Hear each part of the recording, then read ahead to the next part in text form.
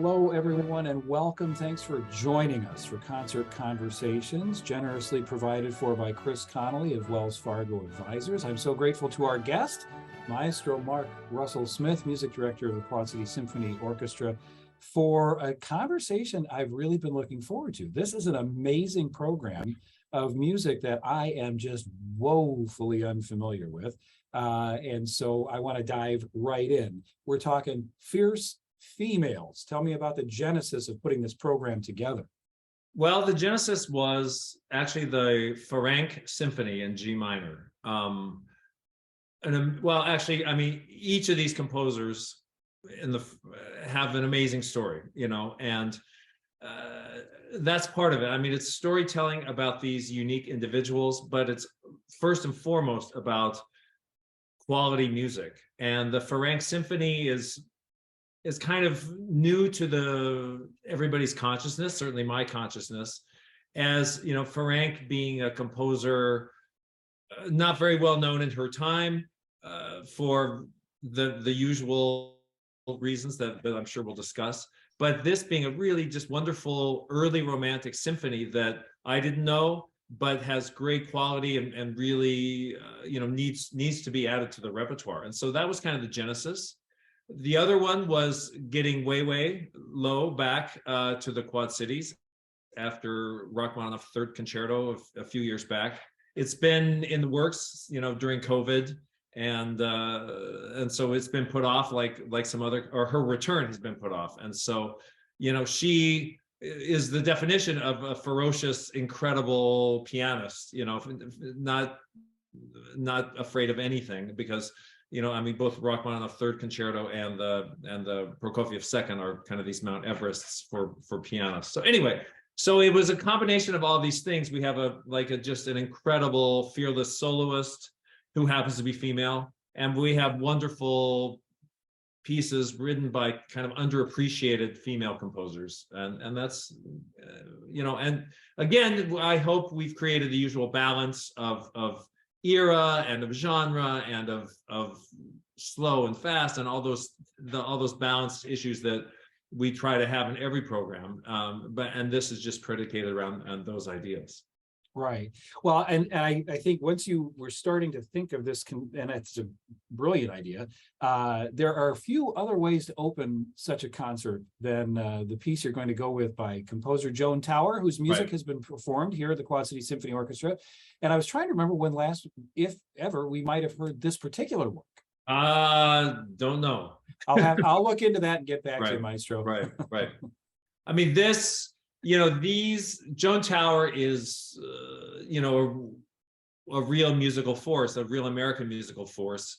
She's, getting on in years now, like maybe 15, 20 years ago was just prolifically writing and being performed all over. This fanfare, or these fanfares that she has written, a fanfare for the Uncommon Woman, of course, is a very large wink at, and especially the first one, which is what we're playing, to Aaron Copland's fanfare for the Common Man. Now, Copland's fanfare was about the heroes of World War II, who, of course, were on the battlefield, but also there were heroes here at home, the common man working for the collective good, doing all those things that the Americans who stayed home did, whatever they did. Anyway, so the idea of that, of course, was very rich.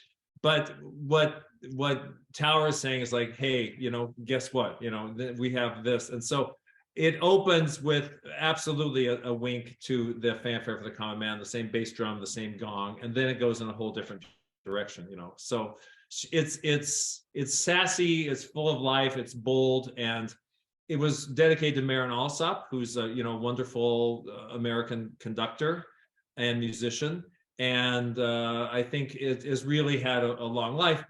Since the first one was so popular in the idea and the concept, I think she's written 5 or 6 more. I think there's 6 total fanfares for different combinations of instruments and different size orchestras and things. So this one, the first one that we're doing, is exactly the same orchestration as Copland's fanfare for the Common Man. And so it's a companion piece to the Aaron Copland fanfare for the Common Man.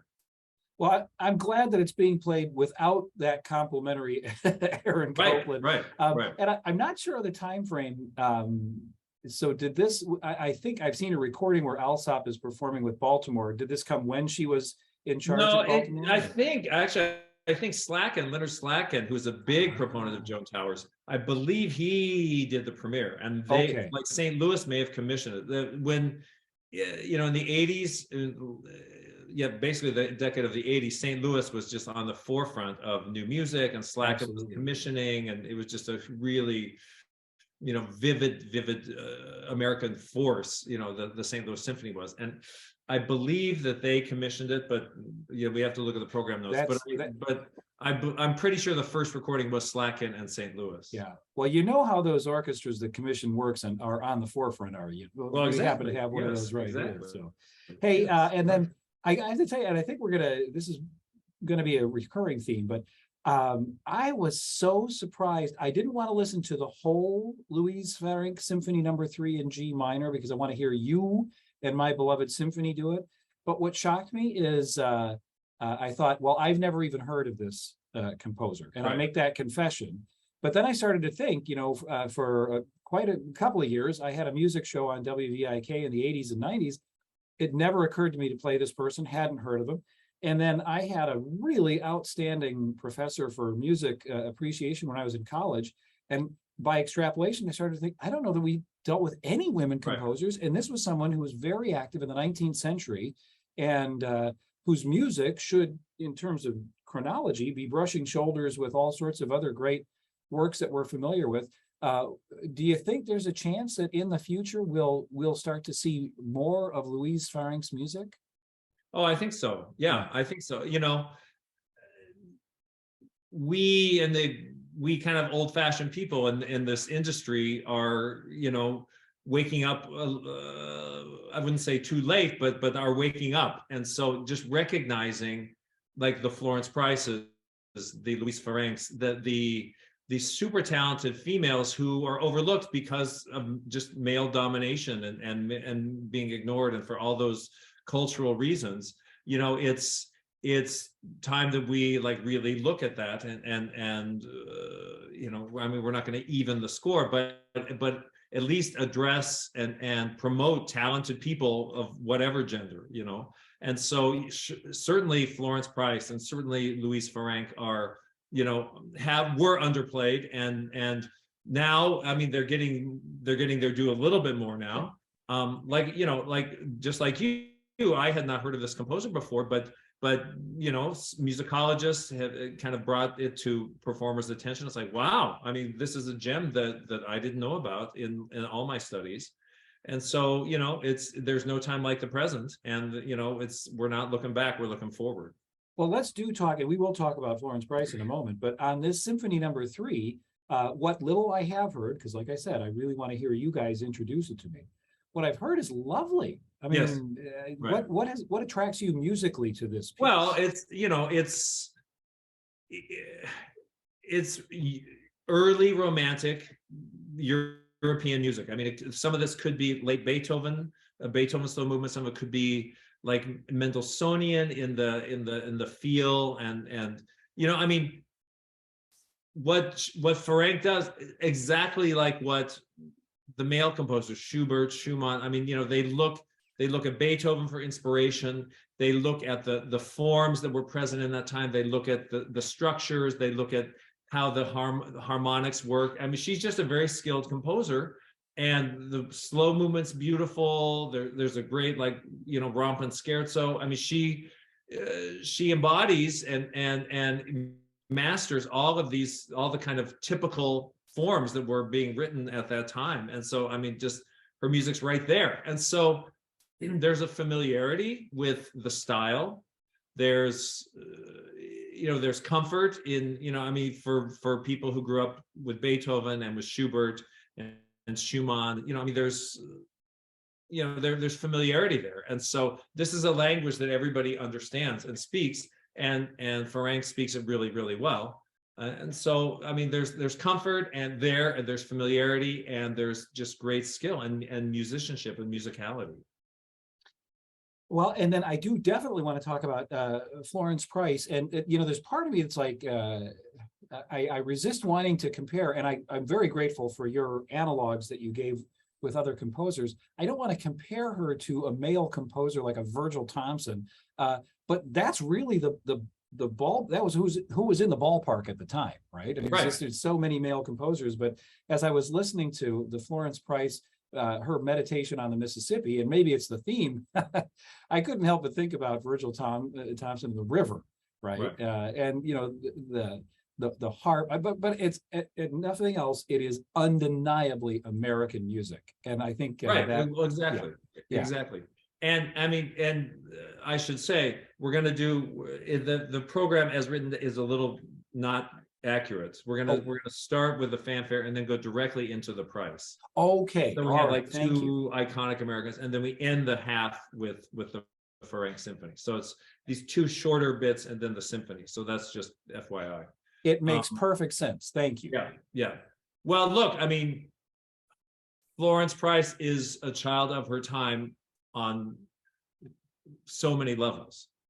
I mean, she studied after leaving the South because of Jim Crow, and like so many people did moving up north, she moved to Chicago.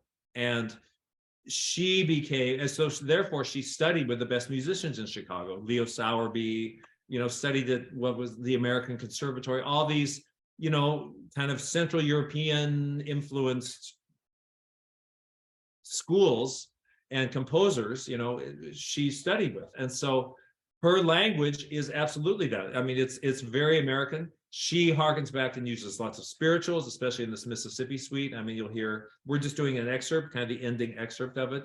Nobody knows the trouble I've seen. She again was extremely skilled, extremely highly regarded, actually. I mean, given the culture at that time, I mean, the fact that the Chicago Symphony played her music, the fact that she's published, the fact that she's, won awards that she won. I mean, it speaks to her talent and her perseverance and her, I mean, talk about obstacles, I mean, it's really an amazing story of grit and of determination and of, of art triumphing, and so, yeah, it's like Joan Tower, like Ferenc. I mean, these are great stories, kind of undertold stories for sure. And so we're, hopefully, well, we're telling them now. Yeah, and I do note, just from the historical perspective, Florence Price was born in Little Rock, Arkansas, in the 1800s, and Right. unfortunately, she passed away before the integration of Little Rock High School and Brown v. Board of Education. So, Right. but at least such of the music that I've heard is just amazing, and I'm really grateful to you and the Quad City Symphony Orchestra for bringing these to our attention, because again, there are two ways to address the past, right? You can be like the Golden Globes and wait so long that people start boycotting until there's some action, right? And they started to recognize filmmakers and television stars who were not white, male, so forth. But I really appreciate the Quad City Symphony Orchestra for what you're doing in introducing this great music to us, which you do all the time anyway, right? But I feel that I'm being admitted to an even cooler club because I'm getting to hear Florence Price and Louise Ferenc. So thank you. Right. And she's the Chicago story too. And so that's, that's right a couple hours down the road, and so many of our musicians are from Chicago. I mean, there's that kind of, post World War I Chicago culture, which and later, in post World War II, that because so many African Americans moved to escape Jim Crow, I mean, there's such a rich, vibrant culture in Chicago of African Americans. And she, there's a school that unfortunately closed down now, but there was a school named after her in Chicago, Chicago Public Schools. And, she was in the middle of the Chicago musical scene for her life. And, and that's a story in and of itself. But, the fact that it's so close to us, and that, yeah, I mean, that's the cool part of it as well. Yeah. And hopefully we'll have time to return to some of those themes, but I don't want to give any kind of short shrift to Sergei Prokofiev and the Piano Concerto No. 2, You mentioned a little bit that we're seeing a return by a familiar soloist, Wei Luo, and it's great to have her back, even if we had to wait a little bit. Right. But tell us a little bit about what we should be looking for with this work by Prokofiev. Well, I mean, Prokofiev,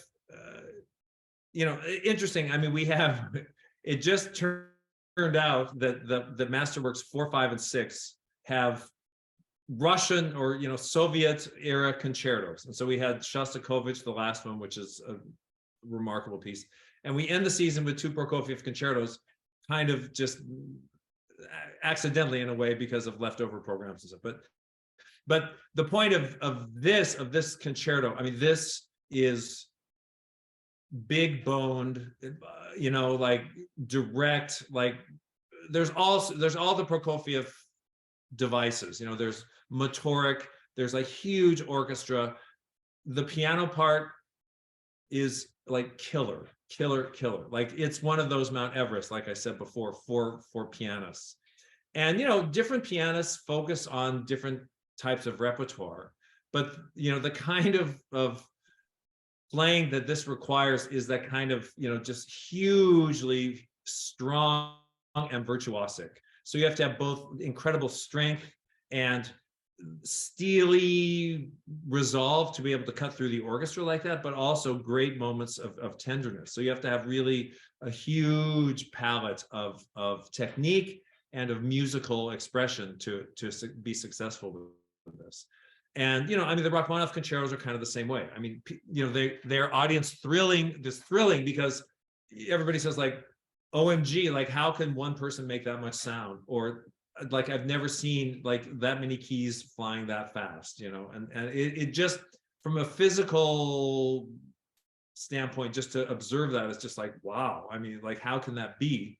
And then that's just a side manifestation of the great music, and so Prokofiev's tunes, I mean, these are tunes that you remember.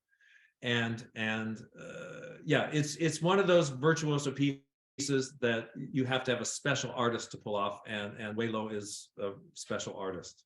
Well, and please remind us of how we were able to get somebody like this. I mean, she's quite an accomplished artist, and yet we are able to get her here. This is fantastic. Well, it's one of those, and people get sick of hearing about the Curtis Institute of Music, but she was a young pianist who studied with the same teacher that Lang Lang and Yu Wang studied with, so kind of pianists of that vein. Gary Grafman is the teacher, and I telephoned with Gary Grafman saying, in Quad Cities in my orchestra, I'm thinking about programming the 3rd Rachmaninoff, and like, who do you have? Who's somebody that we don't know of yet, but we're gonna know of. And she was, I think, either 17 or 18.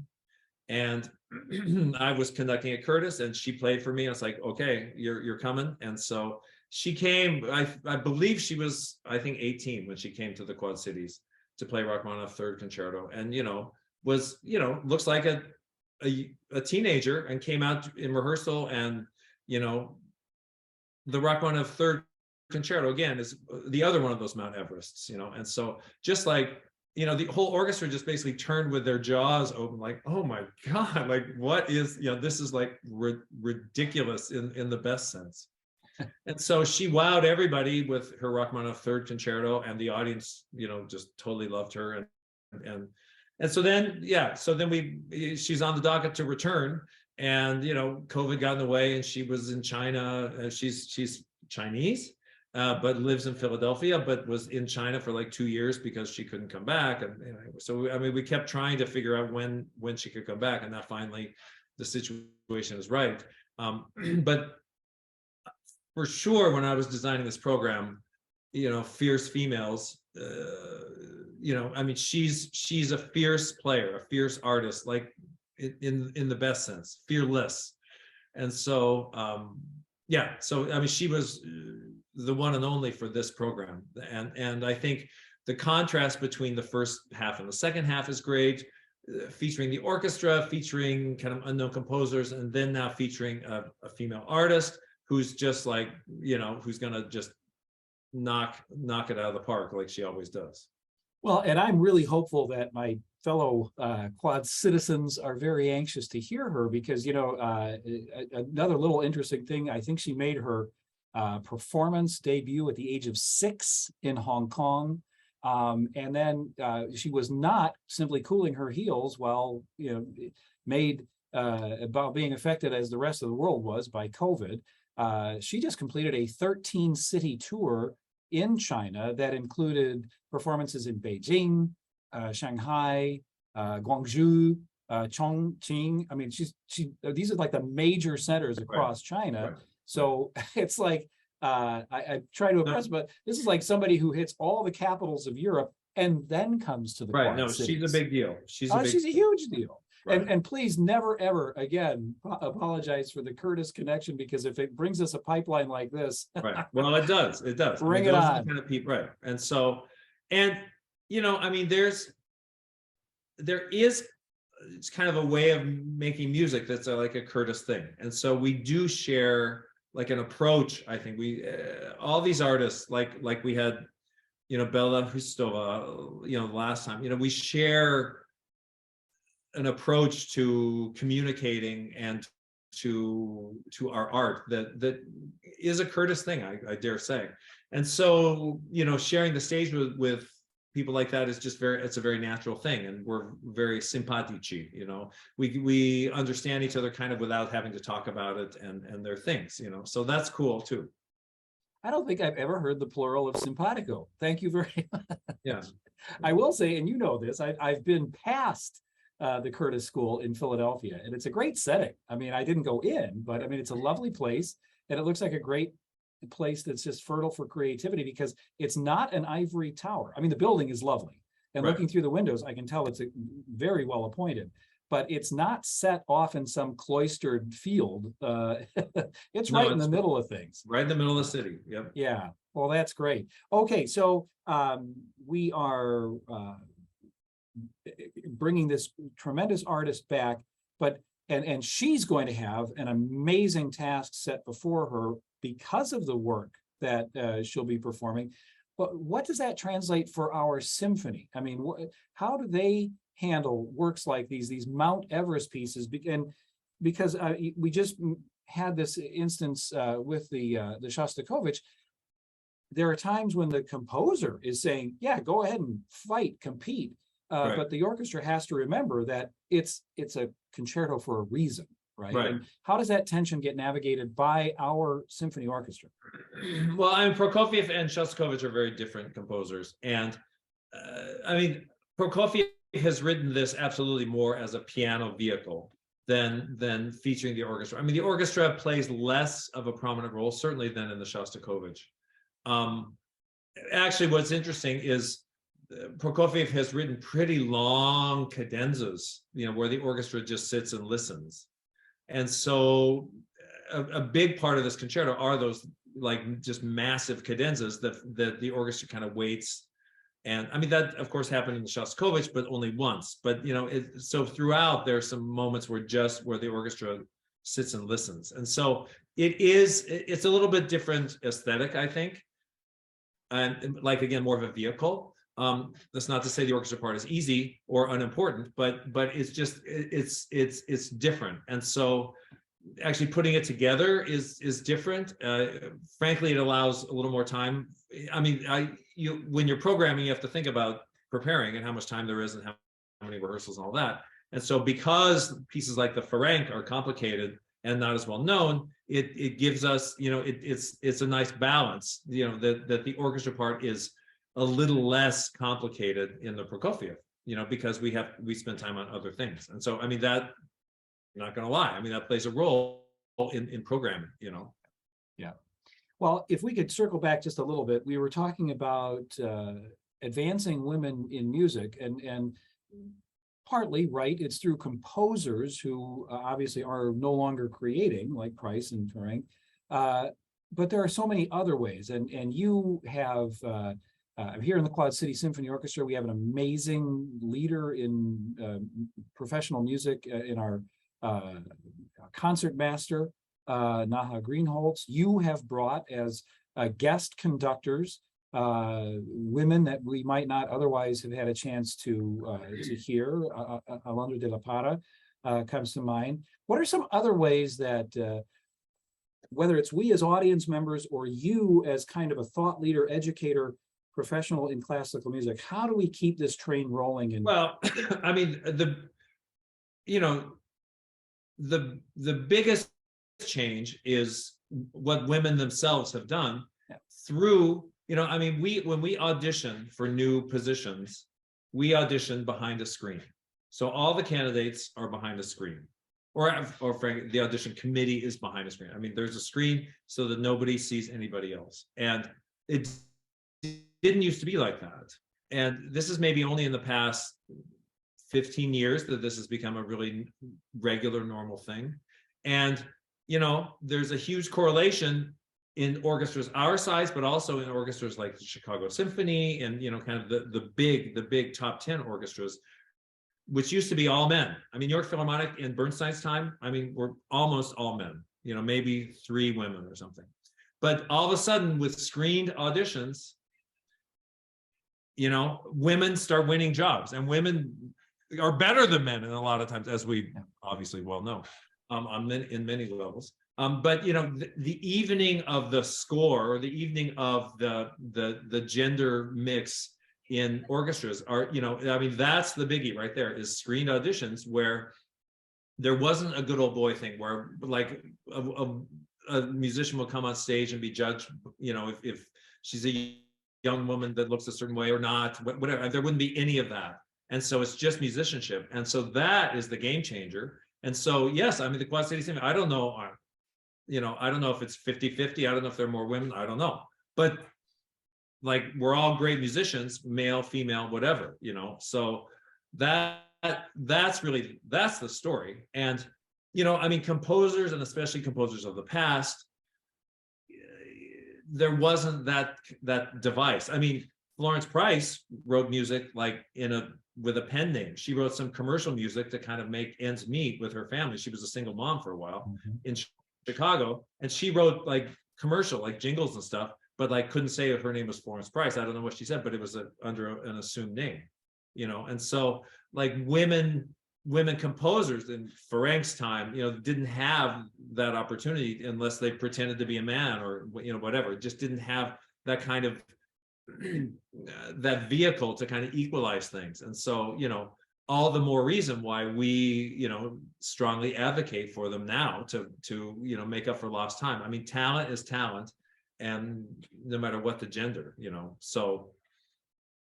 Well, I think it's very important. I'm grateful that you gave it that amount of explication, because it's good for our audience to know that these kinds of things with behind the screen, right? Because one of the greatest ways in which we don't make progress is when those of us who look like you and I do, older white males, it's a sort of an implicit bias. What is our immediate Rolodex in our heads? It's other guys who look like us, right? And that idea of a screen is very powerful, and it would be great to see that extrapolated even further. And I can't let it go without noting at last month's Masterworks concert, when our concertmaster was not able to be with us, we've got such great bench strength that we had another amazing member of the ensemble, Emily Nash, who just slid right into that role. It was fantastic. Yeah. So I guess I would wrap things up with where I started, and that's thanks. Thanks for all that you're doing to help us as audience members not only appreciate concerts through conversations like this, but also to be a little more aware of what's going on in music far beyond our hallowed shores on the Mississippi River. But before we go, Maestro, anything that you would like to add for audience members at the Masterworks V? I don't think so. I mean, I come with open ears as always. And what I love about our audiences is that, I mean, I really feel like they do come with open ears. And, we perform the tried and true for sure. But we also introduce stuff that's never been played before. And, almost on every season, we look at it's like, oh my God, it's a QCSO premiere, many things. And I appreciate the fact that people appreciate that, and that they come, with, as I said, with open ears, and that, that doesn't always happen. So I'm grateful for that. And of course, the orchestra has developed a trust with its audience, and they know that they're going to get something of the highest quality, and they're not going to get any junk. Whether it's a familiar piece or not, they're not going to get anything that's not worthy, artistically speaking. And so, yeah, I mean, it's nice to have that kind of rapport. Yeah. Well, listen, my deepest thanks to you, Maestro Mark Russell Smith, music director of the Quad City Symphony Orchestra, and thanks to all of you for watching. If you don't have your tickets yet, what are you thinking? Hurry on over to qcso.org and get your tickets right now for Masterworks V, Fierce Females, first weekend in March. And Maestro, again, thank you very much. My pleasure. Thank you so much, Kai.